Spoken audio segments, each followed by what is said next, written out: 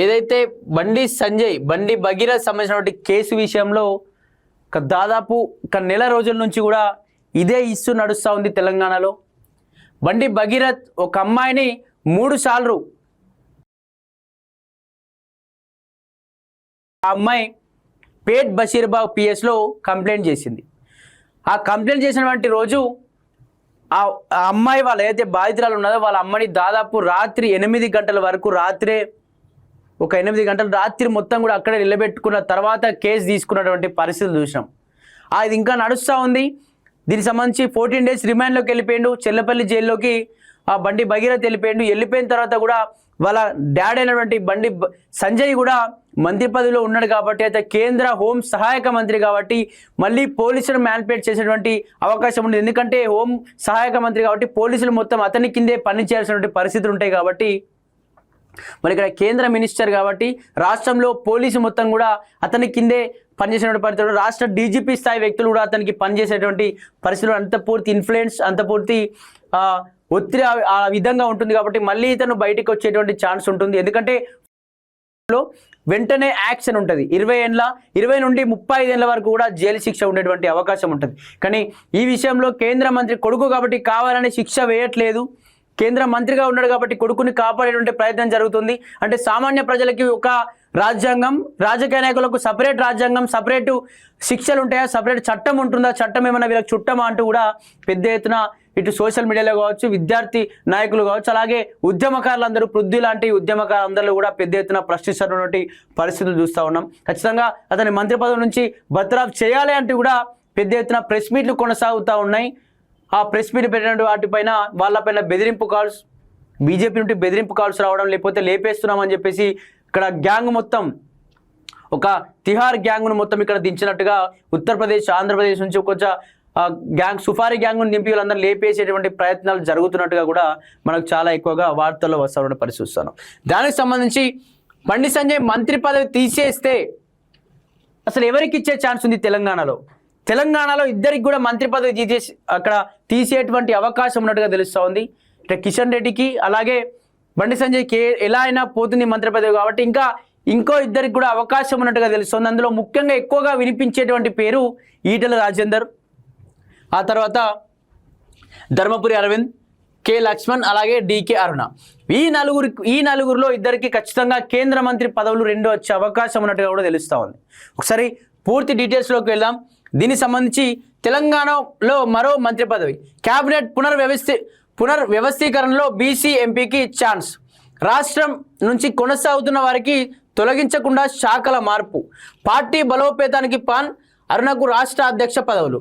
ఇక్కడ రాష్ట్రాన్ని నుంచి కొనసాగుతున్న వారిని తొలగించకుండా, అంటే ఇక్కడ మనకు అర్థమైన మ్యాటర్ ఏంటంటే, మనం ముందు చెప్పుకుందేమో కిషన్ రెడ్డిని ఇక్కడ వీళ్ళిద్దరిని తీసేసి వేరే వాళ్ళని పెడతారని చెప్పేసి మనం మాట్లాడుకున్నాం. కానీ ఇక్కడ లేదు, రాష్ట్రం నుంచి ఎవరిని తీసేయకుండా కొత్త వారిని ఒకరిని బీసీ నుంచి ప్రకటిస్తాం. అలాగే అరుణ గారికి కూడా రాష్ట్ర అధ్యక్షుడిగా పదవి ఇచ్చే అవకాశం ఉంది అన్నట్టుగా కూడా ఇక్కడ వార్తలు తెలుస్తూ ఉంది.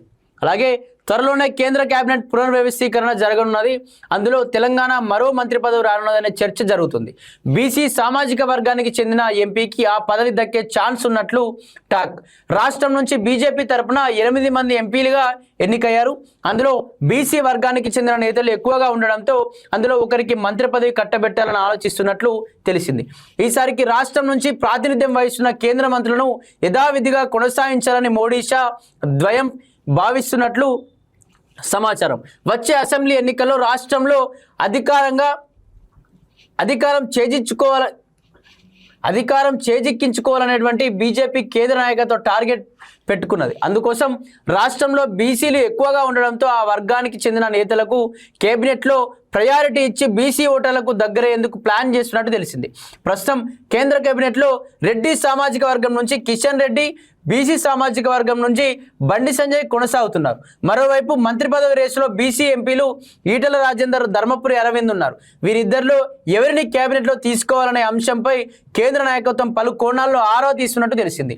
బీసీ జనాభాలో ముదిరాజ్ కులస్తులు అధిక సంఖ్యలో ఉన్నందున ఆ సామాజిక వర్గానికి ప్రయారిటీ ఇవ్వాలని కమలం నేతలు భావిస్తే ఈటెల రాజేందర్కు మంత్రి పదవి దక్కే అవకాశం ఉంది. మరోవైపు బీసీ సామాజిక వర్గం నుంచి అరవింద్, మునూరు కాపు సైతం మంత్రి పదవి కోసం తీవ్రంగా ప్రయత్నిస్తున్నట్టు సమాచారం తెలుస్తోంది. కానీ అదే సామాజిక వర్గానికి చెందిన బండి సంజయ్ ఇప్పటికే కేంద్ర మంత్రిగా కొనసాగుతున్నారు. దీంతో అరవింద్కు ఛాన్స్ ఉంటుందా లేదా అనేది చర్చ జరుగుతున్నది. మరోవైపు సామాజిక వర్గానికి సంబంధించిన కె లక్ష్మణ్ ఉత్తరప్రదేశ్ నుంచి రాజ్యసభ ఎంపీ సైతం మంత్రి పదవిపై ఆశలు పెట్టుకున్నట్టు టాక్. ఇక్కడ మనకు అర్థమయ్యేటువంటి మ్యాటర్ ఏంటంటే త్వరలో కేంద్ర క్యాబినెట్ పునర్వ్యవస్థీకరణ వీటిని మళ్ళీ కేంద్ర క్యాబినెట్ను చేంజ్ చేసేటువంటి అవకాశాలు ఉన్నాయి. కానీ తెలంగాణలో ఉన్నటువంటి మంత్రులను తీసేయం, ఇప్పుడు మంత్రులుగా కొనసాగుతున్న వారిని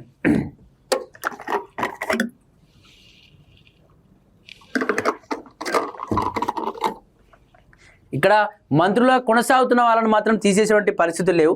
కానీ కొత్తగా బీసీలకు మళ్ళీ ఛాన్స్ ఇచ్చేసేటువంటి అవకాశం ఉన్నట్టుగా తెలుస్తోంది. ఇప్పటికే రెడ్డి సామాజిక వర్గం నుండి కిషన్ రెడ్డికి ఇచ్చారు, తర్వాత బీసీ సామాజిక వర్గంలోని మున్నూరు కాపు నుండి ఇక్కడ మన బండి సంజయ్కి ఇచ్చారు. మళ్ళీ అదేవిధంగా వీళ్ళని కొనసాగిస్తూ మరొకరికి, ఎందుకంటే తెలంగాణలో ఇప్పుడు రాష్ట్ర వ్యాప్తంగా బీజేపీ విజృంభిస్తోంది, పుంజుకుంటోంది. బీజేపీ అన్ని రాష్ట్రాల్లో అధికారంలోకి వస్తుంది. కానీ తెలంగాణలో పట్టు సాధించాలి, తెలంగాణలో కూడా కాషాయ జెండా ఎగరవేయాలి, ఎర్రకోటపై కాషాయ జెండా ఎగరవేయాలి, బీజేపీ జెండా ఎగరవేయాలి అంటూ కూడా పెద్ద ఎత్తున ప్లాన్స్ జరుగుతూ ఉన్నాయి. దానికి సంబంధించి పార్టీలో చేంజ్లు జరుగుతూ ఉన్నాయి, పార్టీ ప్రణాళికలు మారుతూ ఉన్నాయి. తెలంగాణ కోసం సపరేట్ మేనిఫెస్టో కూడా సిద్ధమైపోతున్నట్టుగా కూడా మనకు సమాచారం అంతా ఉంది. దీనికి సంబంధించి మంత్రి పదవి రేసులో కూడా నలుగురు కొనసాగుతూ ఉన్నారు. ఇక్కడ తెలంగాణ వ్యాప్తంగా ముదిరాజ్ సామాజిక వర్గం ఎక్కువగా ఉంటుంది.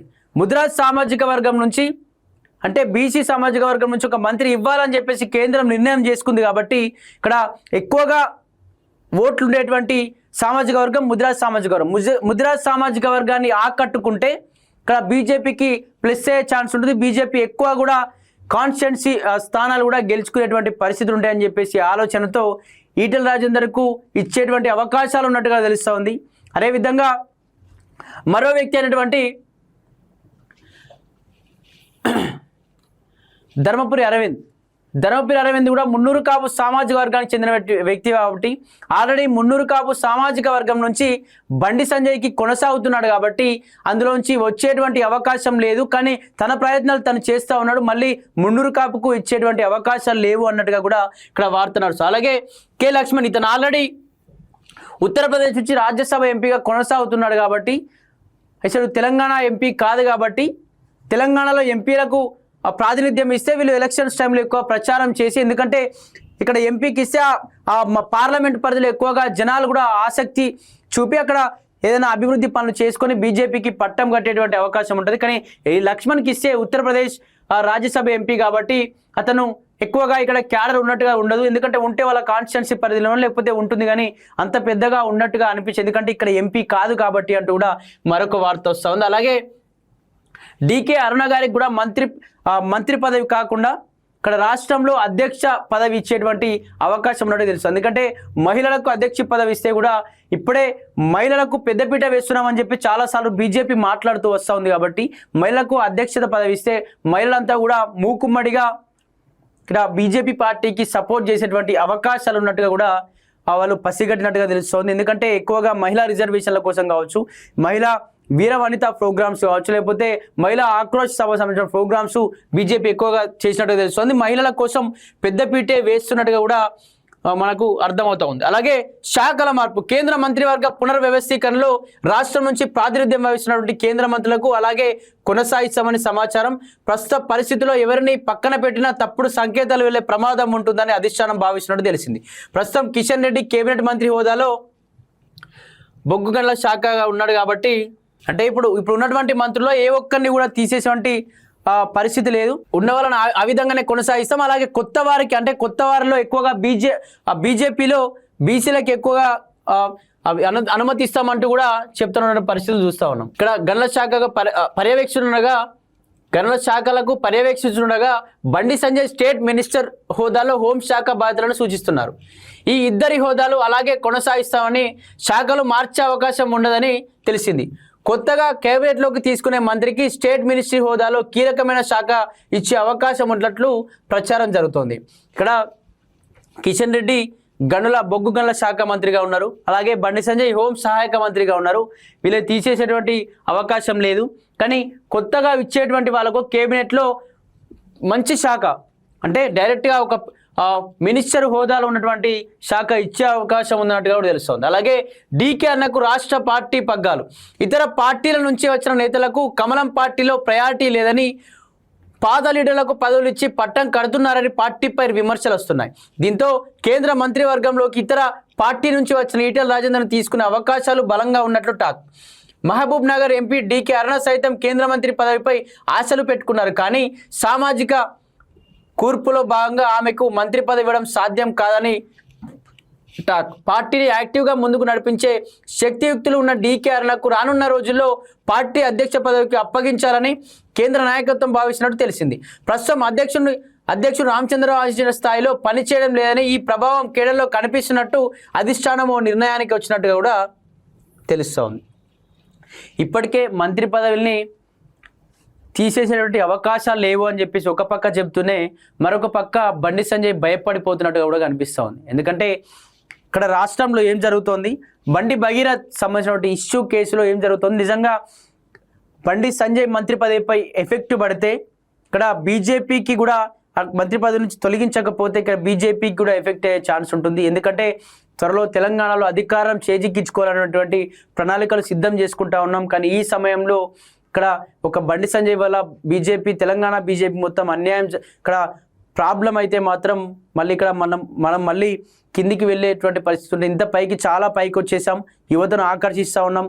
దేశవ్యాప్తంగా కావచ్చు, రాష్ట్ర వ్యాప్తంగా బీజేపీ కోసం ఎదురు చూస్తూ ఉన్నాం. ఎందుకంటే కాంగ్రెస్ పార్టీ పరిపాలన, ఇన్నేళ్ల నుంచి కాంగ్రెస్ పార్టీ పరిపాలన చూసిర్రు, అలాగే బీఆర్ఎస్ పార్టీ పరిపాలన చూసిర్రు. ప్రజలందరూ కూడా విసిగెత్తి వేజారిపోయారు. అసలు ఈ పార్టీలు ఏవి కూడా మాకు సరిగా పనిచేయట్లేదని చెప్పేసి కూడా మాట్లాడుతూ వస్తూ ఉన్నారు. కాబట్టి ఆల్టర్నేట్గా బీజేపీ వైపు అందరు చూస్తున్నారని చెప్పేసి బీజేపీ ఎక్కువగా మాట్లాడుతూ ఉంది, ఎక్కువగా చర్చలు చేస్తుంది. దీనికి సంబంధించి ఈ ఇష్యూ విషయంలో బండి సంజయ్కి మంత్రి పదవి తీసేస్తేనే ప్లస్ అవుతుంది అని చెప్పేసి ఈ విధమైనటువంటి వార్తను, సమాచారం, తెలంగాణలో ఏం జరుగుతుంది తెలంగాణ బీజేపీలో అంటూ కూడా సమాచారం మొత్తాన్ని కూడా రామచంద్రమున ఢిల్లీకి వెళ్ళి చేరవేసినట్టు తెలుస్తోంది. అదే రోజు బండి సంజయ్ భయంతో, అంటే మంత్రి పదవి పోతుందేమో అనే భయంతో తన యొక్క క్యాడర్ యొక్క బలాన్ని చూపెట్టుకోవడం కోసం రాష్ట్ర బీజేపీ ఆఫీస్కి వచ్చినట్టుగా కూడా ఒక సమాచారం అంతా ఉంది. నిజంగా అతన్ని పార్టీ నుంచి ఆ పక్కన పెడితే, అంటే మంత్రి పదవి తీసేస్తే తను సపరేట్ పార్టీ కూడా పెట్టబోతున్నాడు, రాజీనామా చేసి మళ్ళీ అక్కడ నుంచి స్వతంత్రంగా గెలిచి పార్టీ పెట్టబోతున్నట్టు కూడా రకరకాల వార్తలు వస్తూ ఉన్నాయి. కానీ ఇక్కడ మరో అంశం మనకు తెలుస్తుంది ఏంటంటే మంత్రి పదవి తీసేసేటువంటి అవకాశాలు ఉండవు అన్నట్టు కూడా మరో వార్త వస్తుంది. చూడాలి మరి నిజంగా మంత్రి పదవి తీసేస్తారా, మరొకవేళ మంత్రి పదవులు ఉంటే అలా కొడుకు విషయంలో కూడా అందరినీ కూడా ఒత్తిడి తీసుకొచ్చి అలా కొడుకును బయటకు తీసుకొచ్చేటువంటి ప్రయత్నాలు జరిగేటువంటి ప్రయత్నాలు ఉంటాయి. మరి తీసేయకపోతే ఖచ్చితంగా ఉద్యమాలు కూడా చెలరేగేటువంటి అవకాశాలు ఉన్నాయి తెలంగాణలో. ఎందుకంటే తన కొడుకును కాపాడే ప్రయత్నం జరుగుతుంది, ఖచ్చితంగా తన మంత్రి పదవి నుంచి బర్తరఫ్ చేయాల్సిందే అంటూ కూడా ఉద్యమకారులందరూ కూడా బయటకు కదిలినట్టుగా తెలుస్తూ ఉంది. కదులుతున్నారు, మాట్లాడుతూ ఉన్నారు, రోజు ఏదో ఒక ప్రెస్ మీట్ నడుస్తూ ఉంది. కానీ ఇటువంటి సందర్భాల్లో ఇంకా మంత్రి పదవి కొనసాగిస్తే కూడా బీజేపీకి మానేసేటువంటి పరిస్థితులు ఉంటే ఖచ్చితంగా బీజేపీ కూడా ఆలోచించుకోవాలి. ఎందుకంటే తెలంగాణలో అధికారం చేజిక్కించుకోవాలనేటువంటి ప్రయత్నాలు, ప్రణాళికలు చేస్తుంది. కాబట్టి బీజేపీ కూడా ఆలోచించి నిర్ణయం తీసుకుంటే బాగుంటుందని చెప్పేసి కూడా తెలియజేస్తున్నాం.